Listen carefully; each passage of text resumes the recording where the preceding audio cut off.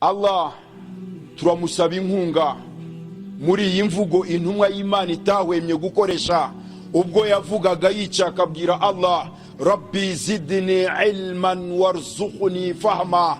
Mana nyakurama, ni wowe ufite ubumenyi, wampamirije yuko ntazi, umpa kumenya,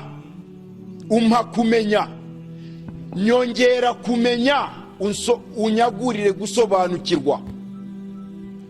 Twese dushobora kumenya ariko ntidusobanukirwe, cyangwa tukibagirwa kubyo tuzi.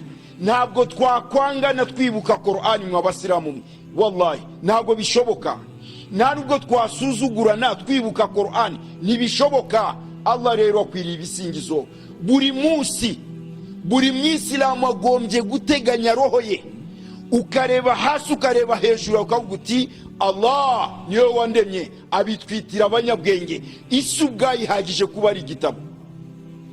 Kubihuraho n'abakambakamba, kubihuraho n'impumyi, kubihuraho n'ibisimba, kubihuraho n'abagenzi bawe, kubihuraho n'ibiyaga, icyo wahuriraho nacyo cyose ku isi bihagije kuba isi yatwigisha, tutarajya no ku bindi bikatubera amasomo.